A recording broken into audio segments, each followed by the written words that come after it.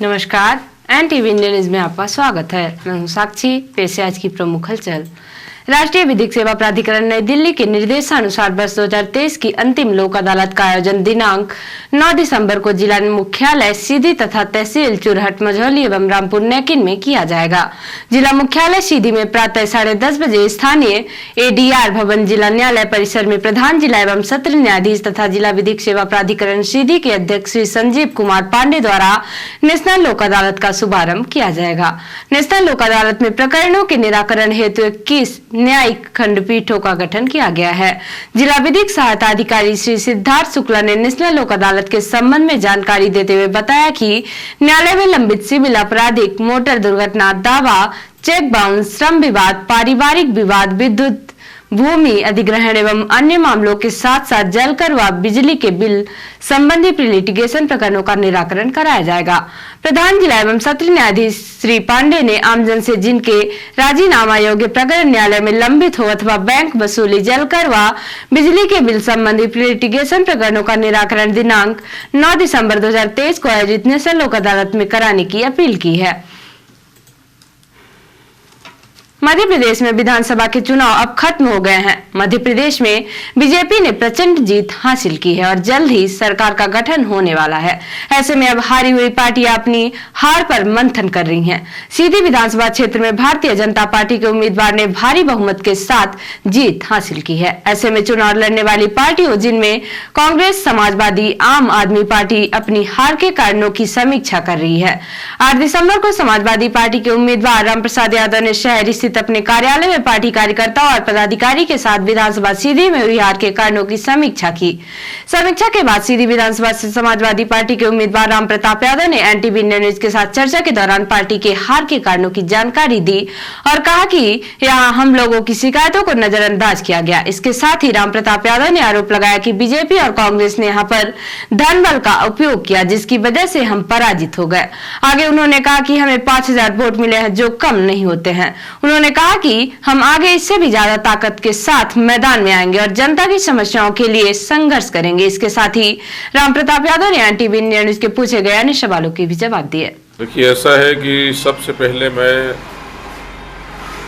अपने राष्ट्रीय नेतृत्व का आभार व्यक्त करता हूं, जो मुझ पर विश्वास जताए और इतनी व्यस्ततम समय में राष्ट्रीय अध्यक्ष जी कार्यक्रम दिए। इसके बाद परिणाम जो भी आया है, इस पर हमारे जो सीधी जिले की सीधी विधानसभा के कार्यकर्ता नेतागण जितनी निष्ठा और पूरे ताकत के साथ, और ये एक अलोकतांत्रिक सुनामी थी जो आपको भी दिखा होगा। ये अलोकतांत्रिक सुनामी मैं इसलिए कह रहा हूँ कि ये लगा नहीं, मैंने ज़िंदगी में पहली बार ऐसा चुनाव देखा हूँ जहाँ कोई बांट रहा है पैसा, कोई दारू बांट रहा है, क्या लूट हो रही है। एक तरह से लूट तंत्र चल रहा था दोनों पार्टियों की ओर से, वो कांग्रेस हो चाहे भारतीय जनता पार्टी।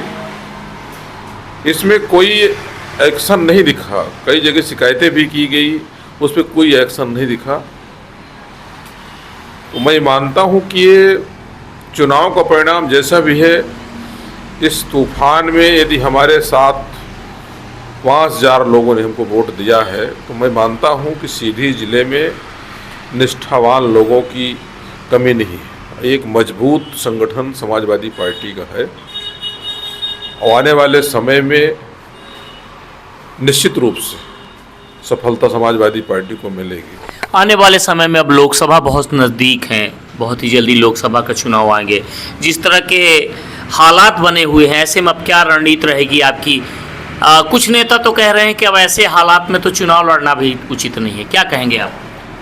नहीं, ये मैं तो मानता हूं कि मेरे दल के नेता तो ऐसा नहीं कहेंगे, और जो हमारे राष्ट्रीय नेतृत्व का ध्यान है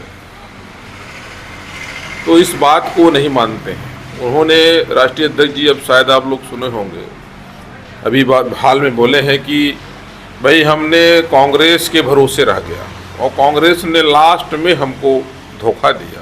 सत्ता परिवर्तन नहीं हुआ, सत्ता कंटिन्यू हो गई। 15 साल के बाद फिर से सत्ता बीजेपी की आ गई। क्या लगता है किस तरह का विकास होगा? कोई परिवर्तन होगा या नहीं होगा? ऐसा है कि सत्ता परिवर्तन नहीं हो पाया, उसके 2-3 कारण हैं। पहला कारण तो ये है कि जो प्रमुख विपक्षी दल है यहाँ मध्य प्रदेश में, वो जैसा चाहिए उस स्तर का विरोध नहीं कर पाती है। 5 साल 4.5 साल जनता को भरोसा नहीं दिला पाती है कि हम उसकी लड़ाई लड़ेंगे। और मैं तो ये मानता हूँ कि मध्य प्रदेश में जो कांग्रेस की स्थिति है तो वो ठीक है, कोई विकल्प न होने के कारण सेकंड में रहना कि तटस्थ रहना, ये बात मैं मानता हूँ। बाकी यदि विकल्प कोई सही उभरा तो निश्चित रूप से जनता उसको चुनेगी और वही लड़ाई लड़ पाएगा भारतीय जनता पार्टी से।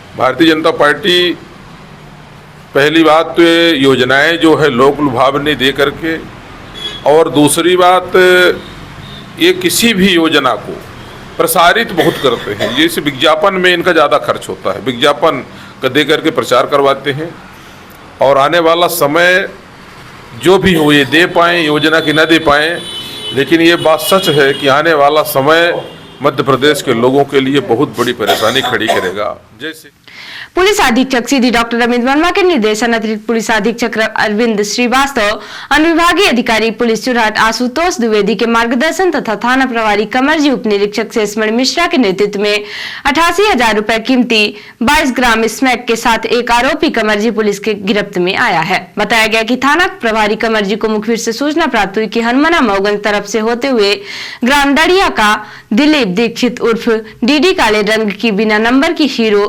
एक्सट्रीम मोटरसाइकिल से पटपरा तरफ आने वाला है, जो अपने पास स्मैक हेरोइन रखा है। उक्त सूचना से थाना प्रभारी कमरजी द्वारा वरिष्ठ अधिकारियों को अवगत कराया जाकर रेड कार्यवाही हेतु स्वयं के नेतृत्व में टीम गठित कर रेड कार्यवाही हेतु मऊगंज सीधी रोड तुर्रा पहाड़ बाढ़ सागर नहर पुलिया पर घेराबंदी कर संदेही के आने का इंतजार किया गया, जो कुछ देर बाद मुखबिर के बताए अनुसार बिना नंबर की काले रंग की हीरो एक्सट्रीम मोटरसाइकिल आती हुई दिखाई दी, जिसे घेराबंदी कर संदेही को पकड़ा गया, जिससे उसका नाम पता पूछा गया तो अपना नाम दिलीप दीक्षित उर्फ डीडी, पिता जागेश्वर दीक्षित, उम्र 24 वर्ष, निवासी डढ़िया, थाना बहरी, जिला सीधी का होना बताया। जिसकी तलाशी लेने पर संदेही की जैकेट के बाईं जेब से एक सफेद कलर की पॉलीथीन मिली, जिसमें मटमैले कलर का स्मैक जैसा पदार्थ मिला। स्मैक को इलेक्ट्रॉनिक तौल से तौलने पर 22 ग्राम पाएगी, जिसकी कीमत लगभग 88,000 रुपए होगी। आरोपी दिलीप दीक्षित उर्फ डीडी का उक्त कृत्य धारा 8, 21, 22 एनडीपीएस एक्ट के तहत दंडनीय पाए जाने से आरोपी दिलीप दीक्षित उर्फ डीडी, पिता जागेश्वर दीक्षित, निवासी डड़िया, थाना बहरी को गिरफ्तार कर माननीय न्यायालय पेश किया गया है। जिला रोजगार अधिकारी जिला रोजगार कार्यालय सीधी ने जानकारी देकर बताया है कि जिले के बेरोजगार युवकों को रोजगार उपलब्ध कराने के उद्देश्य से जिला प्रशासन के मार्गदर्शन में जिला रोजगार कार्यालय सीधी द्वारा दिनांक 19 दिसंबर 2023 को संजय गांधी स्मृति स्नातकोत्तर महाविद्यालय पुराने भवन में एक दिवसीय रोजगार मेले का आयोजन किया गया है, जिसमें देश प्रदेश एवं स्थानीय स्तर से निजी क्षेत्र की कंपनियां भाग ले रही हैं।